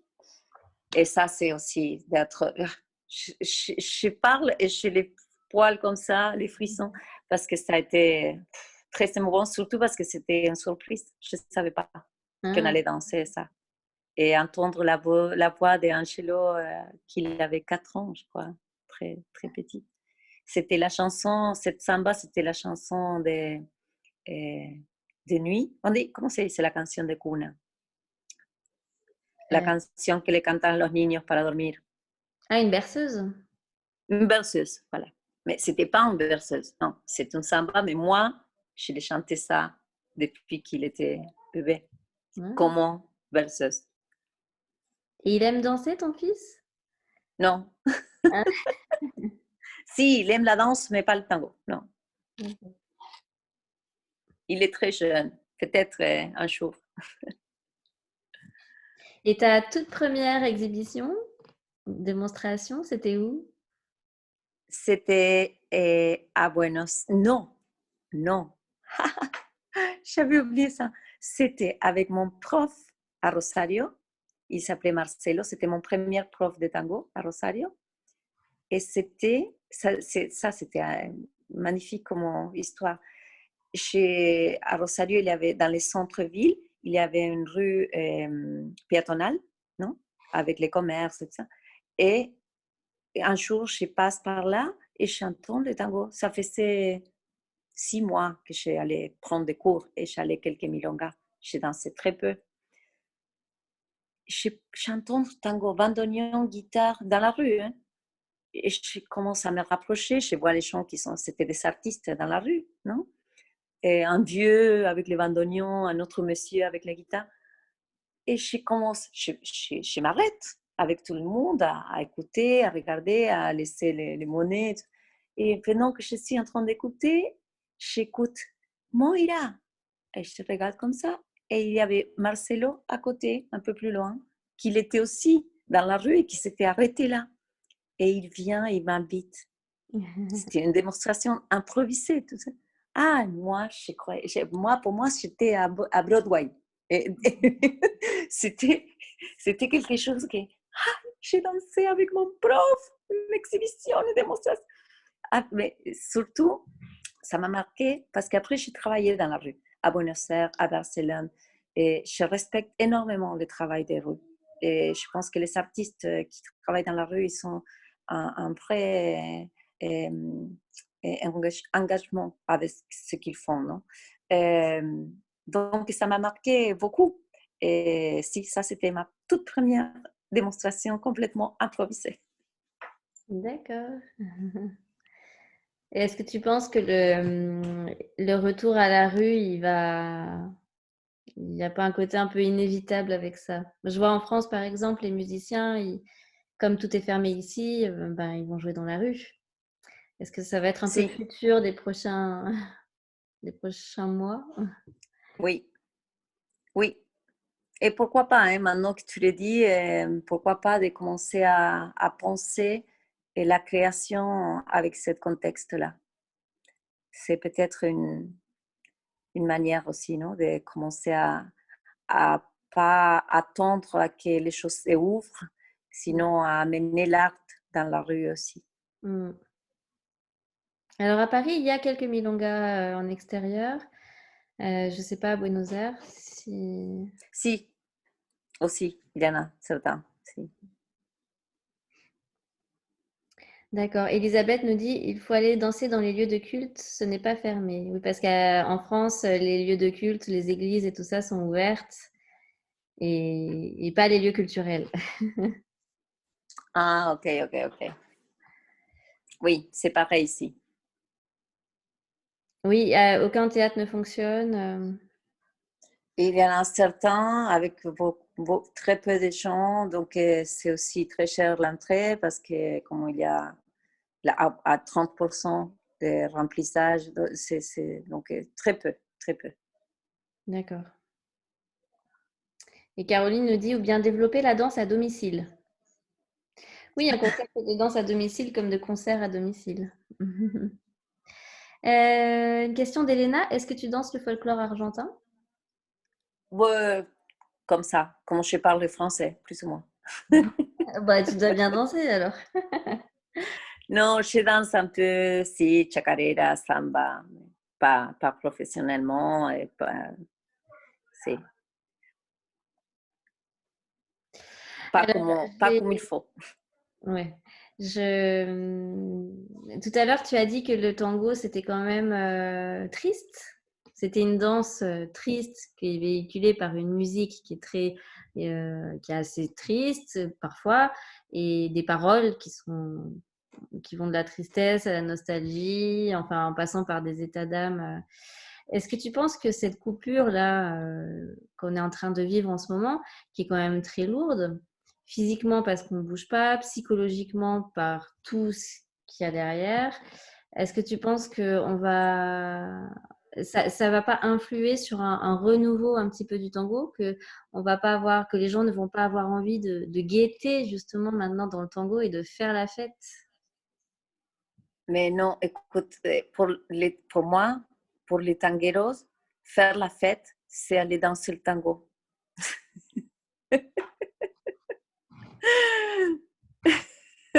Donc c'est se remettre dans cette profondeur, comme on disait. Si, mais c'est différent parce que c'est pas en dépression, c'est pas se remettre, jouissif à la fois.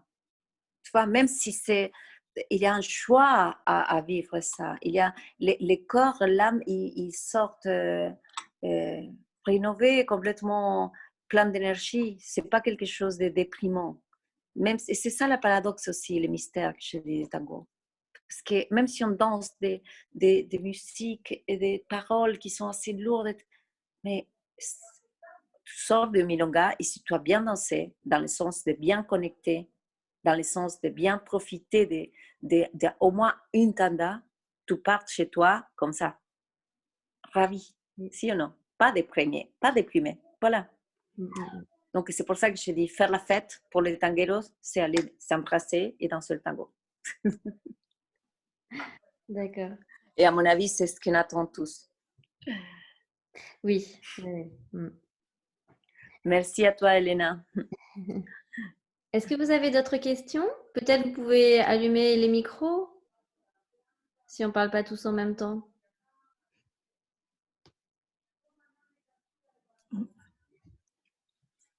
Non. Merci à toutes les deux pour cette conférence, c'était super. Ouais. Merci à vous. Merci beaucoup. Merci beaucoup. Merci à vous d'avoir été là.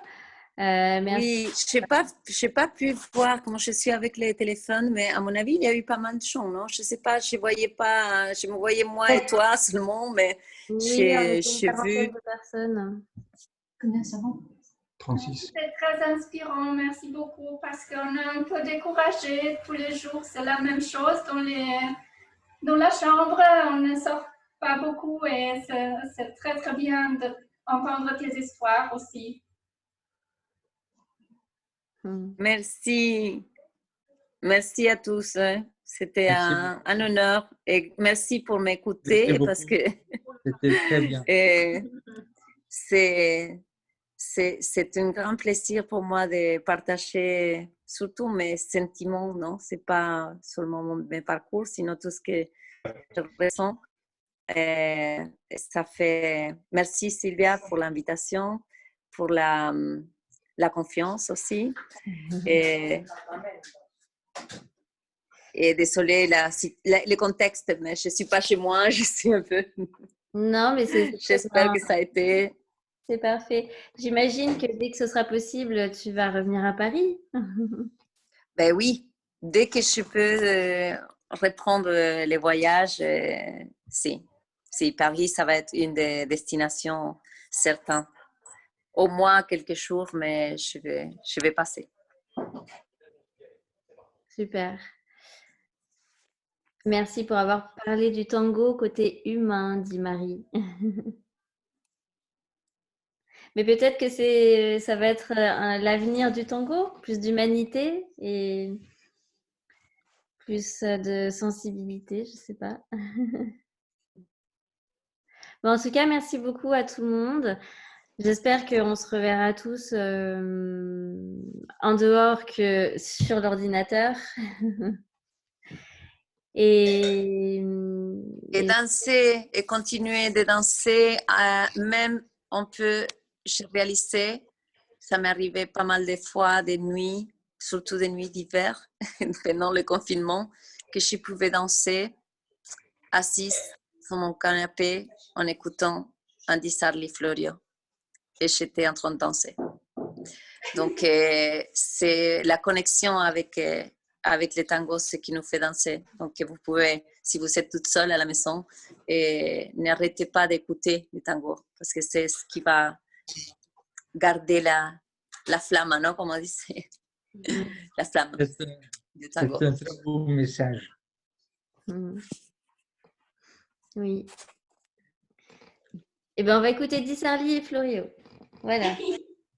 N'importe.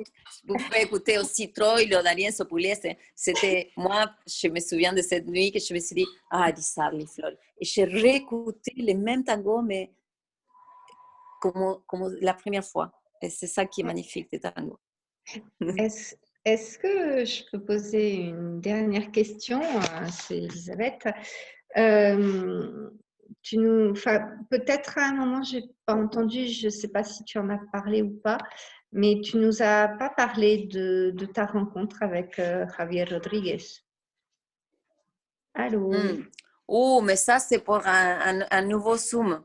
Ah, parce que... Je ne peux pas résumer ça. Non, crois-moi, aujourd'hui, c'est impossible, on n'a plus de temps que ça. Non, mais c'était magnifique. Ce que je peux dire, c'est que ma rencontre avec Javier, ça a été justement au moment où, quand j'ai dit j'avais cette paix méritée, Et c'était au moment où j'ai d'une certaine maturité dans ma vie et dans mon tango.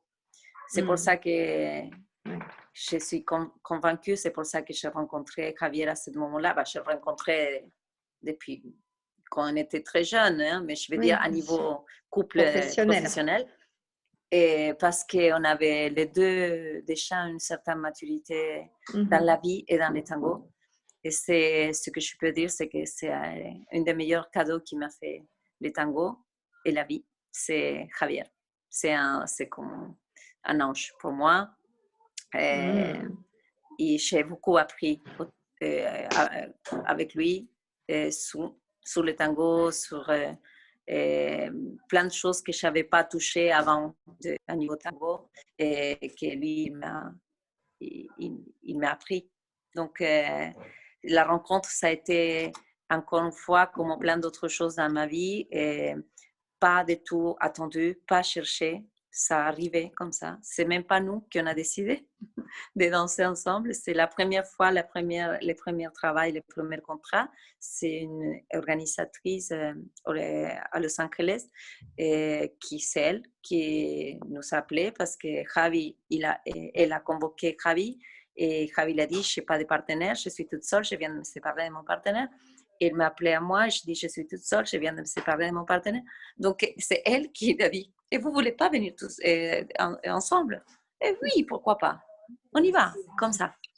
Et de là, ça fait déjà 5 ans et demi. Et voilà. Donc, c'était les tangos qui nous ont rencontrés. Ce n'était pas nous. On n'a pas cherché. Alors, on vous souhaite une longue collaboration. Très longue collaboration. Ah, ça s'écoute mal. Non, je disais, on vous souhaite une très longue collaboration tous les deux. Merci. Excusez-moi, je n'ai pas les... Merci beaucoup. Et une autre question, est-ce que tu as l'impression que toi, ta façon de danser le change aussi et le nourrit? Tu parles de Javi? Oui, de Javier. Ah oui, bien sûr. Si. Ça, c'est fait à deux. Hein. Oui. Je parle de moi, mais je sais aussi qu'il a beaucoup changé, pas peut-être à niveau formel, hein, mais si, évidemment, c'est réciproque, non? L'apprentissage. Réciproque. Okay. Mais en tout cas, vous devez demander à lui ça. Est-ce qu'il parle français, Javier? Je ne me souviens pas. Est-ce qu'il parle français, Javier? Non, il ne parle pas français. Non, il a pris quelques phrases parce que moi, je dis, quand on va à Paris, tu dois dire au moins, excusez-moi, je ne parle pas français. Et comme ça, la politesse. Des phrases de base. Mais non, il ne parle pas. Ok.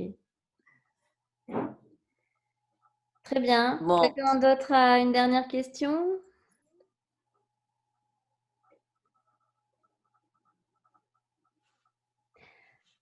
Bon, des remerciements. Merci à vous. En tout cas, à tout le monde.